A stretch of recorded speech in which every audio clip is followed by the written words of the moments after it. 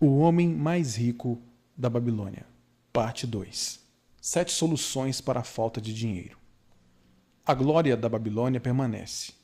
Através das idades, sua reputação chega até nós como a mais rica das cidades, e seus tesouros como fabulosos. Mas nem sempre tinha sido assim. As riquezas da Babilônia foram o resultado da sabedoria de seu povo. Eles primeiro tiveram que aprender a se tornarem prósperos. Quando o bom rei Sargon voltou à Babilônia, depois de ter derrotado seus inimigos, os Elamitas, viu-se confrontado com uma séria situação. O chanceler real explicou-lhe o que estava se passando. Depois de muitos anos da grande prosperidade trazida a nosso povo, porque Sua Majestade mandou construir os grandes canais de irrigação e os suntuosos templos para nossos deuses, agora que tais obras se acham prontas, o povo parece incapaz de garantir sua própria sobrevivência. Os trabalhadores estão desempregados, os comerciantes contam com poucos fregueses, os fazendeiros não conseguem vender suas colheitas, o povo em geral não tem dinheiro para comprar comida. Mas onde foi parar todo o ouro que gastei nessas benfeitorias? Perguntou o rei. Temo que se encontre no bolso, respondeu o chanceler, de alguns poucos homens ricos de nossa cidade. Escorreu pelos dedos da maioria das pessoas tão rapidamente quanto o leite das cabras pelo coador. Agora que o fluxo de ouro cessou, o grosso da população não tem nada para apresentar dos seus ganhos. O rei ficou pensativo por algum momento, depois perguntou: por que deveriam tão poucos homens serem capazes de adquirir todo o ouro? Porque sabem como fazê-lo, replicou o chanceler. Não se pode condenar um homem por ter sabido atrair o êxito. Tampouco se pode com justiça tirar de um homem que construiu honestamente sua fortuna para dividir com outros que não tiveram tal capacidade. Mas por que, insistiu o rei, não deveria todo o povo aprender a acumular riqueza e, consequentemente, tornar a si mesmo rico e próspero? Até que seria possível, majestade. Mas quem pode ensinar-lhes?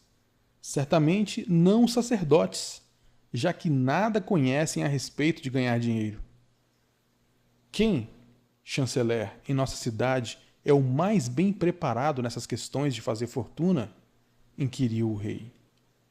Eis uma pergunta que já traz embutida a própria resposta, majestade. Quem acumulou maior riqueza em toda a Babilônia? Muito bem dito, chanceler. Trata-se de Arcade. Ele é o homem mais rico da Babilônia. Traga-o até o palácio amanhã cedo.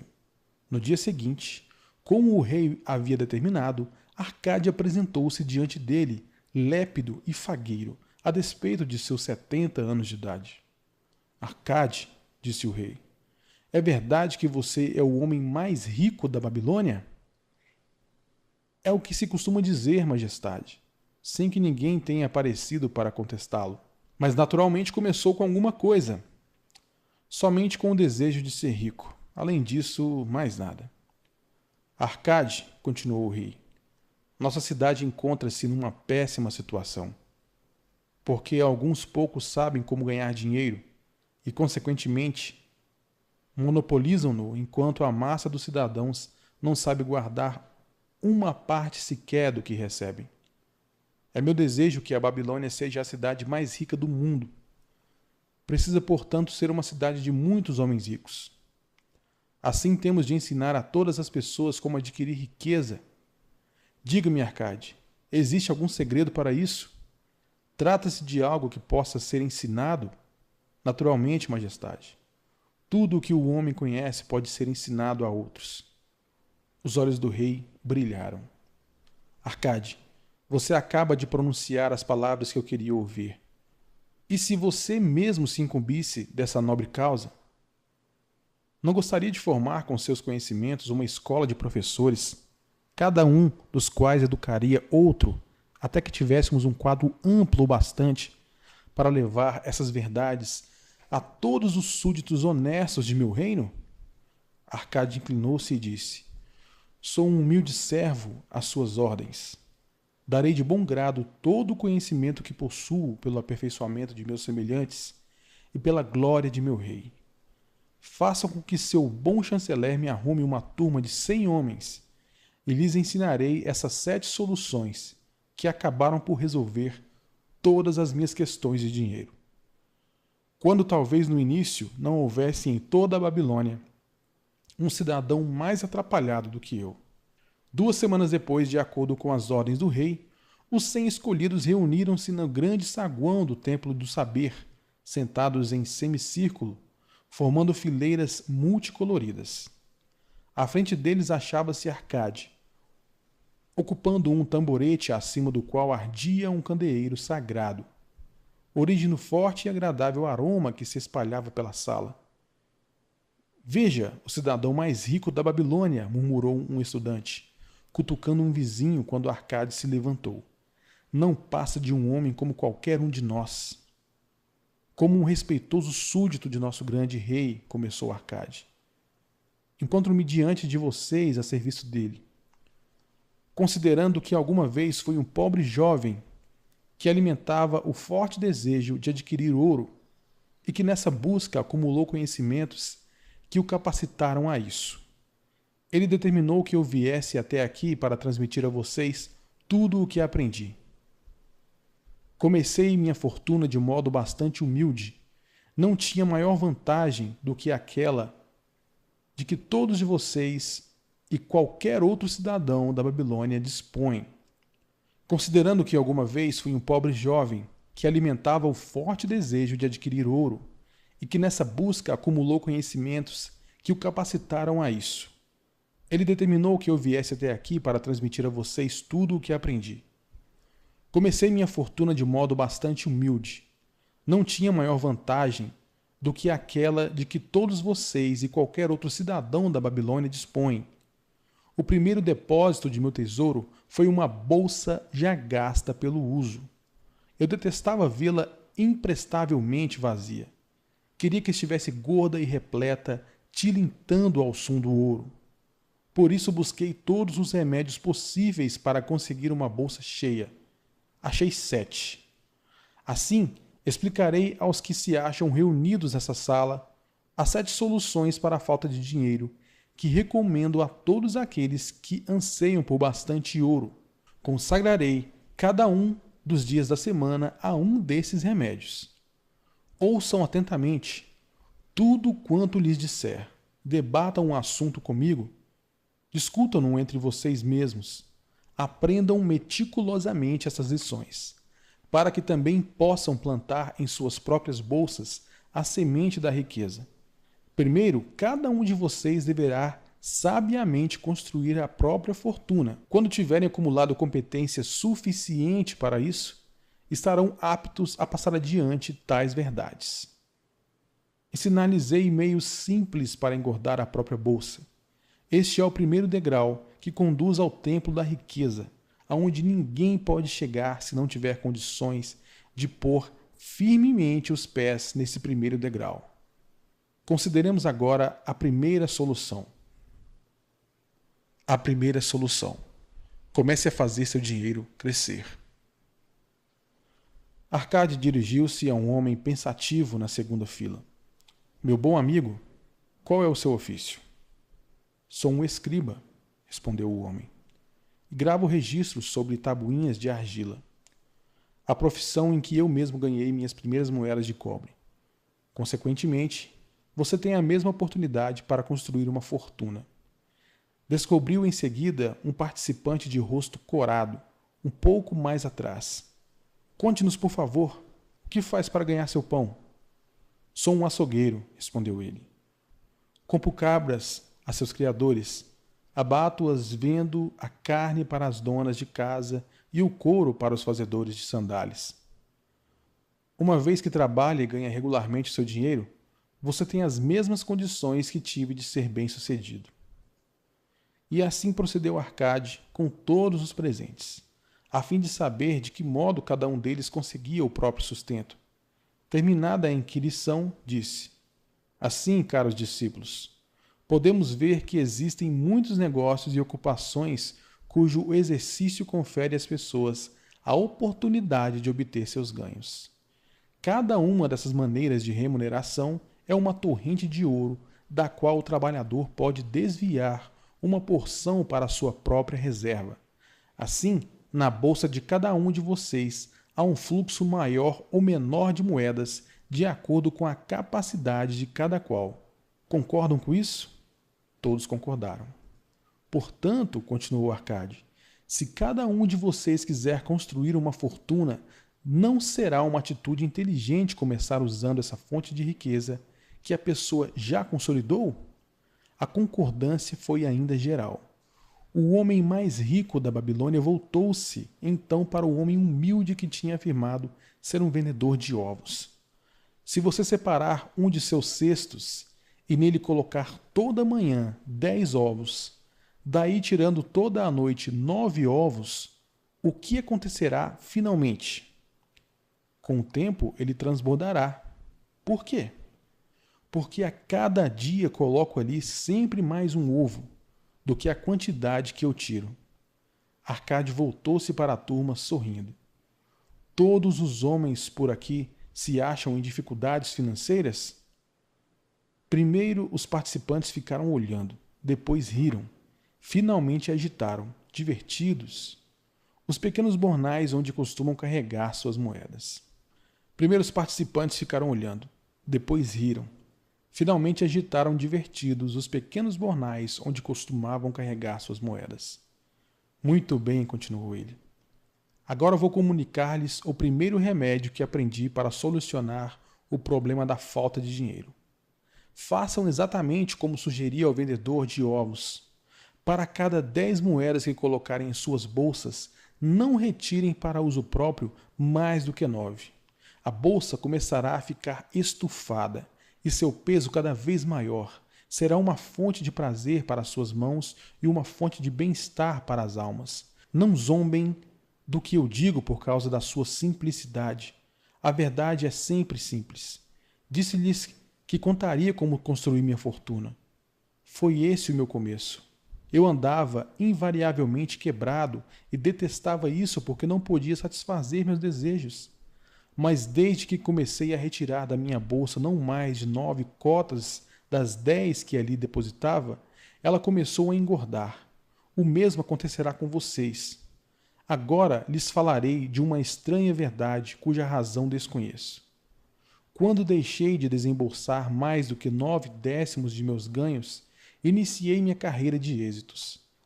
Não fiquei mais desprevenido do que antes. Ao contrário, as moedas começaram a aparecer com maior frequência. Certamente é uma lei dos deuses, que para aquele que poupa e não gasta uma determinada parte de seus ganhos, o dinheiro virá mais facilmente. De modo curioso, ele costuma evitar aquele cuja bolsa se mantém sistematicamente vazia. Qual pode ser o maior anseio de vocês? A satisfação dos desejos de cada dia, uma joia, um adorno, melhores roupas, mais comida, coisas que rapidamente se vão e são esquecidas? Ou pelo contrário, sonhariam com bens mais estáveis, ouro, terras, rebanhos, mercadorias, investimentos que trazem bons lucros? As moedas que vocês usam no dia a dia concedem aqueles primeiros desejos. As que vocês guardam, os segundos. Esta, meus discípulos, foi a primeira solução que descobri para a minha falta de dinheiro. Em cada 10 moedas conseguidas de qualquer fonte, não gastem mais do que 9. Debatam o assunto entre vocês. Se alguém puder provar que isso não é verdade, conversaremos a respeito amanhã, quando estivermos juntos de novo. A segunda solução. Controlem seus gastos. No segundo dia, Arcade dirigiu-se à Assembleia nos seguintes termos. Alguns dos participantes, meus discípulos, fizeram-me a seguinte pergunta. Como pode um cidadão guardar 1/10 de todos os seus ganhos, se em geral seus vencimentos mal dão para as despesas necessárias? Pois bem, ontem, quantos de vocês achavam-se com pouco dinheiro? Todos nós, respondeu a turma. Entretanto, as pessoas aqui não recebem todas a mesma coisa. Naturalmente, umas ganham mais do que outras. Algumas têm famílias maiores para sustentar. Apesar disso, todas estão igualmente desprevenidas. Gostaria, portanto, de lhes falar sobre uma extraordinária verdade a respeito dos homens e de seus filhos. O que costumamos chamar de despesas necessárias sempre crescerá para tornar-se igual a nossos rendimentos, a menos que façamos alguma coisa para inverter essa tendência. Não confundam despesas necessárias com desejos. Cada um de vocês, junto com suas boas famílias, tem mais desejos do que seus ganhos podem satisfazer. Consequentemente, tudo quanto recebem é despendido para aplacar tais desejos à medida que eles surgem, e ainda assim restam muitos outros que não chegam a ser saciados. Na verdade, todos os homens têm mais desejos do que podem satisfazer. Acham que posso cumprir todos os meus sonhos porque sou rico? Trata-se de uma falsa ideia. Há limites para o meu tempo. Há limites para a minha energia. Há limites para a extensão de minhas viagens. Há limites para o que consumo à mesa de refeições. Há limites para os prazeres de minha vida. Garanto-lhes que, do mesmo modo como as ervas daninhas crescem num campo onde o fazendeiro deixa o espaço para suas raízes, assim também os desejos crescem livremente no coração do homem capaz de saciá-los. Os desejos são uma multidão, mas aqueles que cada um de vocês pode satisfazer reduzem-se a um punhado. Examinem cuidadosamente seu modo habitual de viver. Tenho absoluta certeza de que se defrontarão com alguns gastos que podem ser tranquilamente reduzidos ou eliminados. Acatem como uma verdadeira divisa a noção de reservar 1% do valor estimado sobre cada moeda que sai. Portanto, gravem na argila cada uma das coisas passíveis de despesa. Selecionem as necessárias, além de outras cujo custo não ultrapasse 9/10 de seus rendimentos. Cancelem o resto e considerem-no apenas uma parte dessa grande multidão de desejos que não podem ser satisfeitos. Não sintam remorso por isso. Façam um orçamento para as despesas imprescindíveis. Não toquem naquele 10º que está engordando sua bolsa. Encarem o crescimento de suas economias como um belo propósito de vida. Procurem trabalhar com o orçamento estabelecido. Procurem ajustá-lo de modo que funcione em seu favor. Busquem torná-lo um colaborador na defesa de suas crescentes reservas. Nesse momento, um dos estudantes, usando uma roupa vermelha e dourada, levantou-se e disse: "Sou um homem livre. Acredito ser meu direito gozar das boas coisas da vida. Por isso rebelo-me contra a submissão de um orçamento que determina exatamente quanto devo gastar e em que.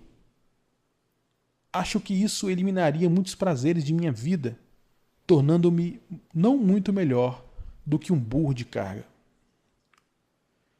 "Quem, meu amigo?" replicou Arcade, "determinaria o seu orçamento?" "Eu mesmo o faria", respondeu o homem que protestava. "Se um burro de carga fizesse seu próprio orçamento, teria incluído nele joias, mantos e pesadas barras de ouro? Claro que não. Ele não precisaria senão de feno, grãos e um saco de água para atravessar o deserto.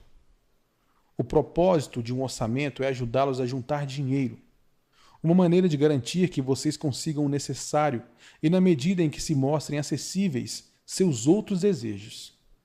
É capacitá-los a perceber seus mais profundos anseios, defendendo-os contra aquisições meramente casuais. Como uma luz brilhando numa caverna escura, o orçamento deixa a descoberto os vazamentos em suas bolsas, dando condições de estancá-los e destinar as despesas a propósitos definidos e gratificantes. Esta é, portanto, a segunda solução para a falta de dinheiro. Façam um orçamento de suas despesas de modo que possam ter dinheiro para pagar pelo que é necessário, pelos prazeres e para satisfazer seus mais valiosos desejos, sem despender mais do que 9/10 de seus ganhos. A terceira solução: multipliquem seus rendimentos. Assim dirigiu-se Arcade aos alunos do terceiro dia. Vejam como o dinheiro está começando a entrar. Vocês se disciplinaram para reservar 1/10 de todos os seus ganhos. Controlaram as despesas para proteger o tesouro crescente. Devemos agora considerar os meios para pôr esse tesouro para trabalhar e crescer. Ter dinheiro guardado é gratificante e pode alegrar uma alma avarenta, mas isso não leva a nada. A quantia que podemos separar de nossas diversas fontes de remuneração não passam de um começo. Seus ganhos, sim, é que construirão nossas fortunas. Como podemos pôr nosso dinheiro para trabalhar? Meu primeiro investimento foi uma desgraça, pois perdi tudo. Mais tarde lhes contarei essa história. Meu primeiro investimento lucrativo foi um empréstimo que concedi a Agar, o fabricante de escudos. Uma vez por ano, ele me comprava grandes carregamentos de bronze trazidos através dos mares para serem empregados em seu negócio. Não dispondo de suficiente capital para pagar os mercadores, era obrigado a pedir emprestado àqueles que tinham dinheiro extra. Era um homem honrado. Pagava um empréstimo, além de uma generosa taxa à medida que vendia as mercadorias. Sempre que atendia às suas solicitações, emprestava-lhe igualmente a renda acumulada das primeiras transações. Assim, não só meu capital cresceu, como os próprios ganhos de Agar se tornaram maiores. Como era gratificante ter todas essas somas de volta, disse-lhes meus discípulos que a riqueza de um homem não deve ser aquilatada pelas moedas que ele consegue juntar. Ela se acha, sim, nos lucros que essa soma pode produzir, a torrente de ouro que flui continuamente para dentro de suas bolsas, conservando-se sempre bojudas. E afinal, o que todo homem deseja, o que cada um dos seus presentes deseja, uma renda que não cesse de crescer, estejam vocês trabalhando ou viajando. Adquiri uma grande renda, tão grande que me considero um homem extremamente rico. Meus empréstimos a Agar foram o meu primeiro treinamento em investimento lucrativo. Ganhando em sabedoria com essa experiência, ampliei o círculo de clientes e os investimentos quando meu capital aumentou. De poucas fontes no início, de muitas outras depois, desaguou em minha bolsa uma torrente dourada de riqueza que eu podia usar como bem entendesse. Como veem, a partir de meus modestos ganhos, gerei uma reserva de escravos dourados, cada qual labutando para produzir mais ouro. Como trabalhavam para mim, seus filhos também o faziam e os filhos dos filhos, até que dessa concentração de esforços surgiu uma bela renda. O ouro cresce rapidamente quando se fazem ganhos razoáveis, como poderão ver pelo seguinte exemplo. Quando nasceu o primeiro filho de um fazendeiro, ele entregou 10 moedas de prata a um emprestador de dinheiro e pediu-lhe que as fizesse render para o filho até que este completasse 20 anos de idade. O homem concordou, estabelecendo que a soma renderia juros de 1/4 de seu valor a cada 4 anos. O fazendeiro então solicitou, já que se tratava de um dinheiro que tinha separado exclusivamente para o filho, que os juros fossem incorporados ao principal. Quando o rapaz completou 20 anos de idade, seu pai procurou novamente o emprestador de dinheiro para perguntar-lhe pela prata. O homem explicou-lhe que, como a soma tinha crescido à razão de juros compostos, as 10 moedas de prata originais tinham aumentado para 30 moedas e meia.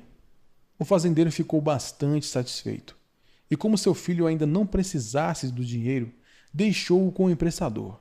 Quando o filho completou 50 anos de idade, tendo o pai a essa altura passado para outro mundo, o banqueiro pagou ao filho para liquidar o compromisso 167 moedas de prata. Assim, em 50 anos, o investimento multiplicou-se quase 70 vezes. Portanto, aqui está a terceira solução para a falta de dinheiro: pôr cada moeda para trabalhar de modo que possa reproduzir-se como algodão nos campos e trazer-lhes lucro. Um rio de riqueza fluindo constantemente para dentro de suas bolsas. A quarta solução: proteja seu tesouro contra a perda. Assim falou Arcade para sua turma no quarto dia. O infortúnio ama uma brilhante marca. O dinheiro que o homem poupa deve ser guardado com firmeza. Do contrário, corre o risco de perder-se. Logo, é prudente aprendermos a manusear e proteger pequenos montantes antes que os deuses nos confiem maiores somas.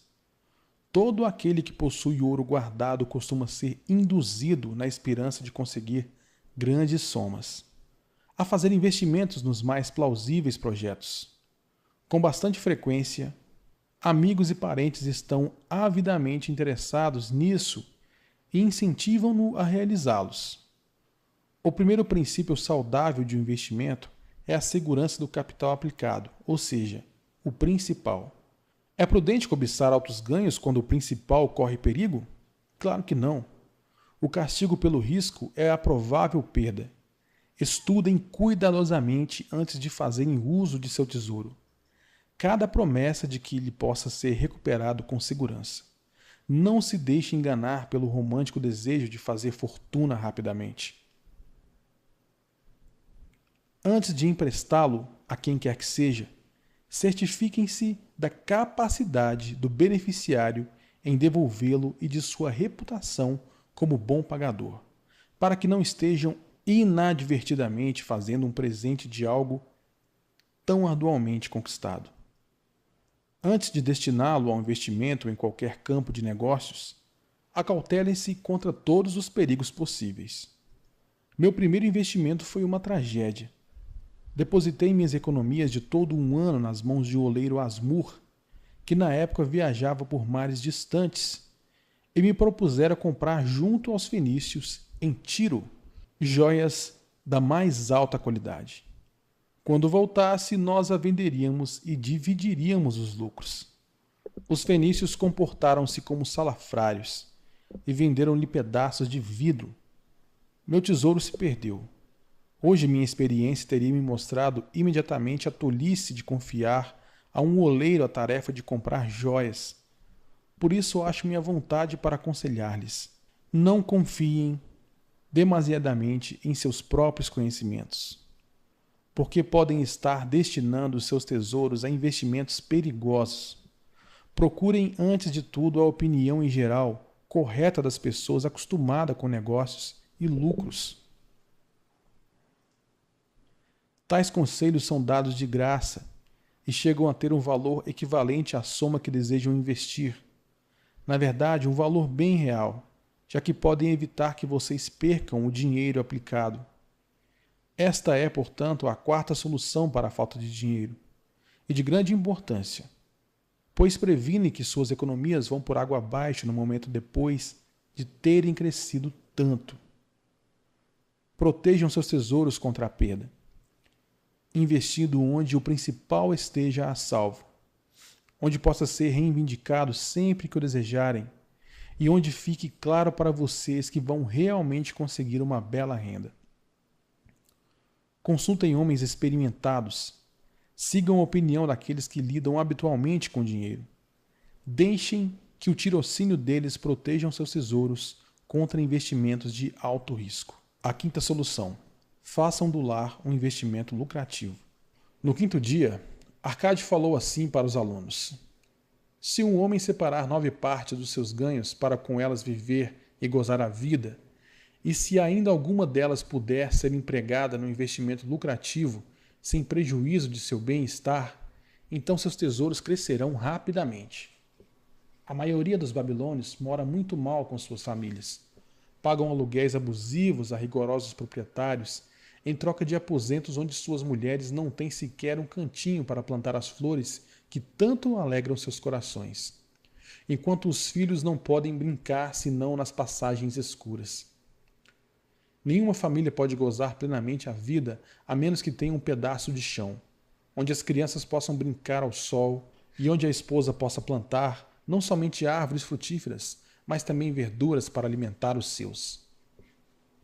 Que homem não se sentiria feliz em poder comer os figos de suas próprias figueiras e as uvas de suas próprias videiras? Ter o seu próprio domicílio com um pedaço de chão disponível para cuidar e sentir orgulho, dar confiança ao coração e maior ânimo a todos os seus esforços. Por isso, recomendo a todos os homens que tenham seu próprio teto, a fim de contar com um abrigo para si e para os seus. Ter o seu próprio lar não se acha além da capacidade de um homem bem intencionado. Nosso rei não estendeu tanto as muralhas da cidade que existem atualmente muitas terras não usadas e que podem ser adquiridas por quantias bem razoáveis? Posso lhes assegurar, meus discípulos, que os emprestadores de dinheiro veem com bons olhos os desejos do homem que procura um lar e um pedaço de terra para a família. Poderão conseguir facilmente o empréstimo para contratar o fabricante de tijolos e o construtor, se tiverem condições de apresentar uma parte razoável da soma necessária para tão louvável propósito. Quando a casa estiver pronta, poderão pagar ao emprestador de dinheiro com a mesma regularidade com que anteriormente acertavam seus aluguéis. Como cada pagamento irá paulatinamente reduzindo a dívida com o emprestador de dinheiro. Em poucos anos, não estarão devendo mais nada a ele. Seus corações se sentirão então felizes, porque estarão legitimamente na posse de um bem estável e valioso, cuja única despesa serão os impostos reais. Suas boas esposas irão mais frequentemente ao rio lavar a roupa, trazendo de cada vez um saco de pele de cabra com a água para regar as plantações.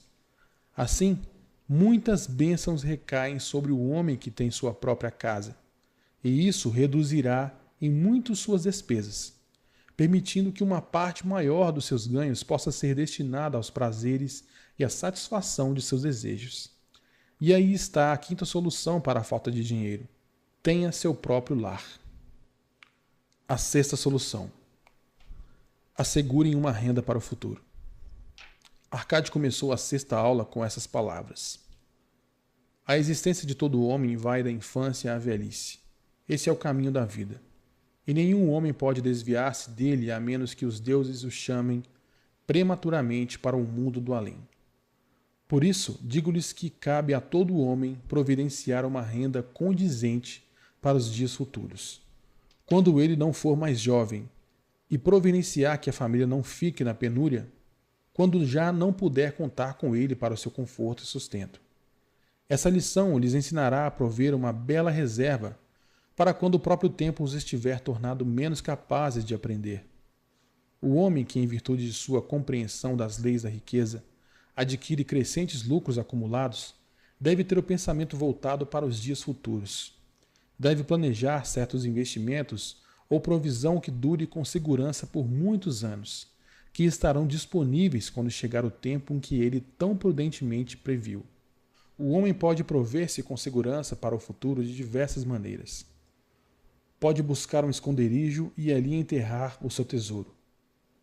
Mas por maiores que sejam os cuidados para ocultá-lo, corre o risco de tornar-se uma festa para os ladrões. Trata-se, portanto, de algo que não recomendo a ninguém. Pode comprar casas e terras para esse propósito. Se prudentemente escolhidas em função de sua altitude e valor futuros, permanecerão valorizadas, com possibilidade de ótimos rendimentos e até de encontrar excelentes compradores, se for o caso de vendê-las. Pode confiar uma pequena soma ao emprestador de dinheiro e aumentá-la em períodos regulares. Os juros que o emprestador acrescenta ao capital logo o tornará maior. Conheço um fazendor de sandálias chamado Ansan, que me contou um dia desses que todas as semanas, durante 8 anos, confiou a seu emprestador de dinheiro 2 moedas de prata. O homem fez recentemente um cálculo que deixou o fazedor de sandálias na maior felicidade. O total de seus pequenos depósitos, mais os rendimentos à taxa ordinária, de 1/4 de seu valor a cada 4 anos, atinge atualmente a soma de 1.040 moedas de prata. De bom grado, encorajei-o a não parar de investir, demonstrando-lhe através de meus conhecimentos dos números que em 12 anos, desde que desse sequência a essa economia de não mais de 2 moedas de prata em cada semana, o emprestador de dinheiro lhe devolveria 4.000 moedas de prata, uma soma que o deixaria tranquilo para o restante da vida. Com certeza, quando um pagamento tão pequeno, feito com regularidade, produz resultados tão lucrativos, só podemos concluir que nenhum homem pode deixar de assegurar um tesouro para sua velhice e a proteção da família. Não importa quão prósperos venham se mostrando seus negócios e investimentos. Gostaria de poder falar mais sobre isso. Em meu espírito permanece a crença de que algum dia homens de tirocínio descobrirão uma maneira de o cidadão assegurar-se contra a morte, através de pequenos depósitos regulares. Assim, proporcionando uma bela soma a famílias depois que tivesse de passar para o outro mundo. Vejo isso como algo desejável, digno das mais altas recomendações. Mas hoje ainda não é possível, porque não haveria homem ou sócio com uma duração de vida suficiente para operar tal sistema, que deve ser uma coisa tão estável como o trono do rei.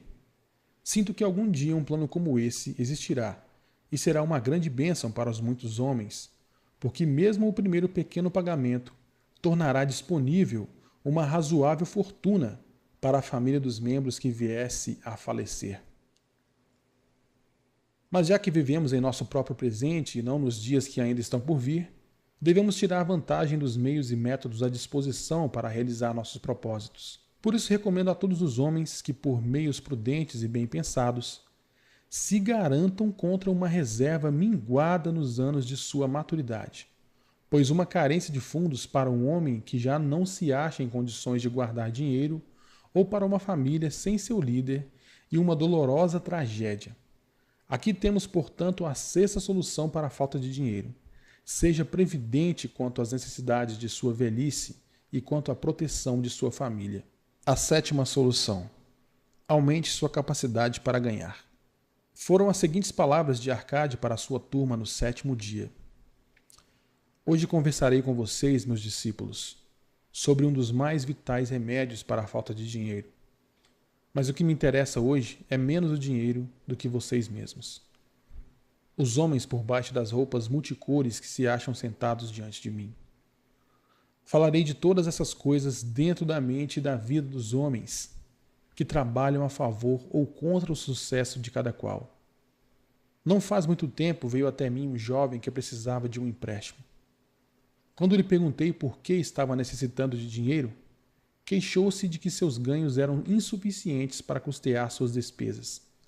Em vista disso, expliquei-lhe que, sendo esse o caso, ele era um cliente de risco para o emprestador de dinheiro, já que não lhe sobraria nada para pagar o empréstimo. O que você precisa, meu jovem? Disse-lhe eu. É de uma remuneração maior. O que faz para aumentar sua capacidade de ganhos? Tudo o que posso, respondeu ele. Por 6 vezes em 2 luas, procurei meu patrão para pedir-lhe aumento, mas sem sucesso. Ninguém insiste tanto assim. Não pude deixar de sorrir diante daquela ingenuidade, mas ele possuía um dos mais vitais requisitos para aumentar seus ganhos. Dentro dele havia o enorme desejo de ganhar mais, um correto e elogiável desejo. O desejo é a condição para a realização. Os desejos devem ser fortes e definidos. Desejos gerais não passam de vagas aspirações. O homem que deseja ser rico manifesta um pequeno propósito. O homem que deseja 5 moedas de ouro manifesta um propósito tangível, passível de ser buscado. Depois de ter alimentado seu desejo por 5 moedas de ouro com a força de propósito necessária, pode então procurar maneiras similares para obter 10 moedas, 20 moedas, 1000 moedas, até que finalmente se torna rico. Depois de aprender a garantir um pequeno, mas definido desejo, terá suficiente experiência para garantir um outro de maior amplitude. Este é o processo através do qual a riqueza é acumulada. Primeiro pequenas somas, depois maiores, à medida que o homem aprende a se tornar mais capaz. Os desejos devem ser simples e definidos. Costumam malograr, porém, quando são muitos, confusos ou se acham além da capacidade de um homem realizá-los. À proporção que um homem aperfeiçoa-se em seu ofício, sua capacidade para ganhar dinheiro também cresce. Naqueles tempos em que eu não passava de um pobre escriba, gravando sobre tabuinhas de argila em troca de algumas moedas, Observei que outros trabalhadores produziam mais do que eu e eram mais bem pagos. Por isso resolvi que seria o melhor em minha profissão. Não demorei muito a descobrir a razão do grande sucesso deles. Comecei a ter mais interesse pelo trabalho e concentrar-me mais nas tarefas, a ter mais persistência em meus esforços. Com o tempo, poucos homens podiam igualar minha produção diária, mantendo um razoável ritmo de trabalho. Minha crescente habilidade foi recompensada e não precisei procurar por 6 vezes meu patrão em busca de reconhecimento. Quanto mais conhecimentos adquirimos, mais poderemos ganhar. O homem que busca aprender sempre mais sobre sua profissão será ricamente recompensado. Se for um artesão, deve informar-se sobre os métodos de ferramentas utilizados por um companheiro de maior perícia no mesmo ramo. Se trabalha com a lei ou com a assistência médica, pode consultar e trocar informações com outros da mesma atividade. Se é um comerciante, deve continuamente pesquisar boas mercadorias, passíveis de serem vendidas a preços mais baixos. Os negócios humanos mudam e aperfeiçoam-se, porque cidadãos entusiasmados estão sempre procurando melhorar a própria habilidade, a fim de servirem com mais eficiência e qualidade aqueles de quem dependem. Por isso sugiro a todos os homens que se ponham na linha de frente do progresso e não fiquem parados, sendo passados para trás. Muitas coisas podem enriquecer a vida de um homem com vantajosas experiências. Aqui estão algumas resoluções que um homem deve tomar a respeito de si mesmo. Ele deve pagar suas dívidas com toda a pontualidade que for capaz, não adquirindo nada que não tenha condições de saldar. Deve cuidar da família de modo que esta possa pensar e falar bem dele. Deve fazer um testamento a fim de que, caso os deuses o chamem para si, possa ser feita uma divisão adequada e honesta de todos os seus bens. Deve ter compaixão pelos que sofrem ou foram atingidos pela desventura e ajudá-los na medida de suas possibilidades. Deve ter atenção para os que lhe querem bem. Assim, o 7º e último remédio para a falta de dinheiro é cultivar suas próprias aptidões, estudar e somar conhecimentos, tornar-se mais habilidoso e agir sempre respeitando a si mesmo. Dessa forma, adquirirá suficiente autoconfiança para realizar seus mais acalentados desejos. São essas, portanto, as 7 soluções para a falta de dinheiro, que, em função de experiência acumulada durante uma longa e bem-sucedida vida, julgo poder comunicar a todos os homens que desejam riqueza. Há mais ouro na Babilônia, caros discípulos, do que pode sonhar qualquer um de vocês. Há abundância para todos. Vão e pratiquem essas verdades, para que possam prosperar, enriquecer continuamente, como é de seu direito. Vão e ensinem essas verdades a todos os súditos honestos, para que também eles possam partilhar com liberdade da ampla riqueza de nossa amada cidade. Encontrando a deusa da boa sorte.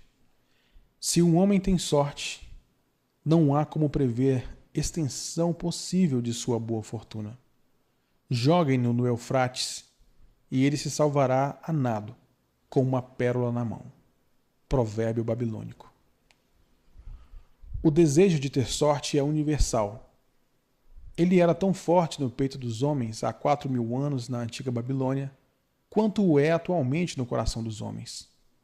Todos nós esperamos ser favorecidos pela caprichosa deusa da boa sorte. Há alguma maneira de encontrá-la e atrair não apenas sua atenção favorável, mas também seus generosos favores? Há alguma maneira de atrair a boa sorte? Era exatamente isso que os antigos habitantes da Babilônia querem saber. Eles passavam por homens argutos e entusiasmados pensadores. O que explica por que a velha cidade tornou-se a mais rica e a mais poderosa de seu tempo. Nessa época, não havia escolas nem colégios. Possuíam, entretanto, um centro de aprendizado, uma verdadeira escola prática. Entre os prédios guarnecidos de torres da Babilônia, havia pelo menos um que emulava a importância com o palácio do rei.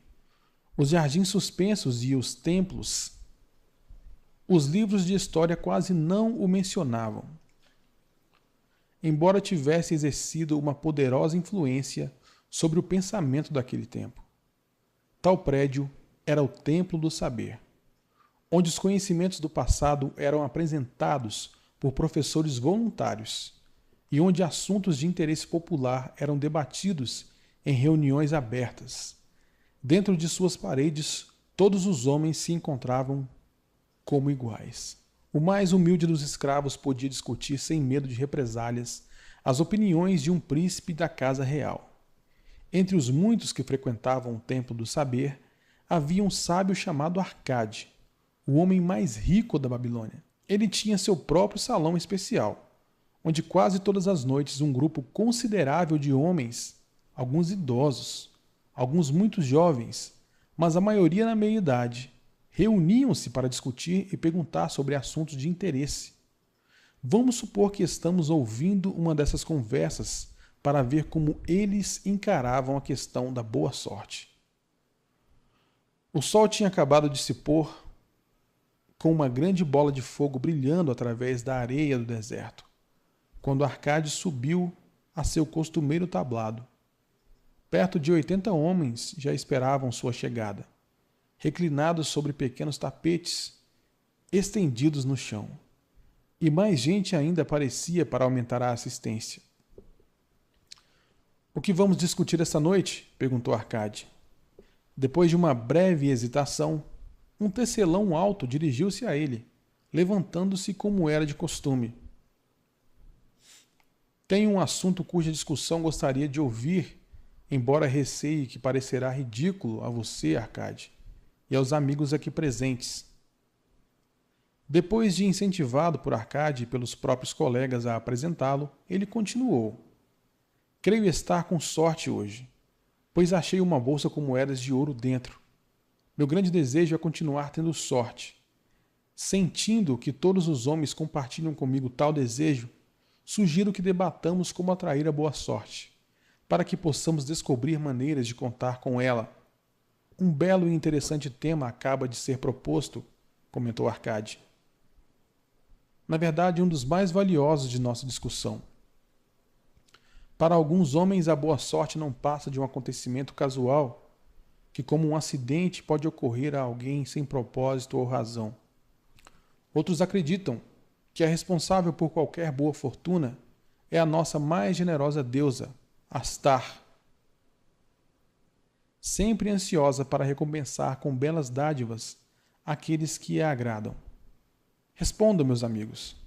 Devemos pesquisar se existem meios pelos quais a boa sorte possa ser incentivada a visitar cada um de nós?" "Sim, sim, e muito mais que isso", respondeu o crescente grupo de ávidos ouvintes. "Para começar a discussão, ouçamos primeiro aqueles dentro de nós que passaram por experiências similares à do tecelão, tendo achado ou recebido sem qualquer esforço de sua parte tesouros valiosos ou joias." Houve uma pausa, todos esperando que alguém tomasse a palavra para atender à sugestão de Arcade, mas ninguém o fez. "Mas como? Ninguém?" disse Arcade. "Então esse tipo de boa sorte deve ser realmente raro. Quem agora oferecerá uma sugestão para continuarmos nossa busca?" "Eu o farei", disse um jovem bem vestido, levantando-se. "Quando um homem fala de sorte, não é natural que seus pensamentos estejam voltados para as mesas de jogo? Não é ali que encontramos muitos homens cortejando o favor da deusa, na esperança de que ela os faça ganhar a todo momento?" Como o jovem tivesse, depois dessas breves palavras, retomado seu lugar, uma voz ergueu-se. "Não pare. Continue sua história. Diga-nos, por acaso pode contar com o favor da deusa nas mesas de jogo? Ela fez com que os cubos caíssem com o lado vermelho virado para cima, enchendo sua bolsa à custa do homem das apostas? Ou, ao contrário, permitiu que o lado azul fosse o vitorioso, propiciando ao outro passar a mão em suas moedas de prata arduamente conquistadas?" O jovem juntou-se aos risos sem maldade da sala e replicou: "Não posso deixar de admitir que a deusa não parecia saber que eu me achava no local. Mas e quanto aos demais? Encontraram-na esperando em tais lugares para rolar os cubos em favor de vocês? Estamos ávidos para ouvir tanto quanto para aprender. Um sábio começo, atalhou Arcade. Achamo-nos aqui para considerar todos os lados de cada questão. Ignorar as mesas de jogos seria fechar os olhos e um instinto comum a muitos homens que gostam de tentar a sorte, apostando uma pequena soma de dinheiro na esperança de conseguir somas bem maiores. Isso me traz à lembrança as corridas de ainda ontem, gritou um outro ouvinte. Se a deusa frequenta as mesas de jogo, certamente não desdenha das corridas, onde carros de guerra dourados e cavalos espumantes oferecem muito mais excitação. Conte-nos honestamente, Arcade. Foi ela quem lhe soprou quem deveria apostar naqueles cavalos cinza de Ninive? Eu estava de pé bem ao seu lado, e mal pude acreditar em meus olhos quando o vi apostando neles. Você sabe tão bem quanto nós que nenhuma parelha em toda a Assíria pode competir com nossos amados baios numa bela corrida. A deusa por acaso soprou em seus ouvidos que optasse nos cavalos cinza? Porque na última volta o preto que corria por dentro tropeçaria, atrapalhando de tal modo nossos rapazes, que os cavalos de Ninive acabariam ganhando o páreo numa vitória inesperada? Arcade sorriu indulgentemente devido ao gracejo.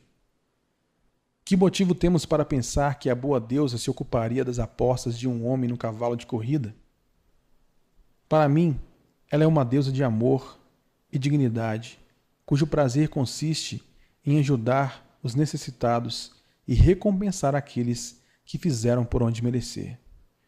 Espero encontrá-la não nas mesas de jogo ou nas corridas em que os homens perdem mais do que ganham, mas nos lugares onde as ações humanas têm um maior valor e são mais dignas de recompensa.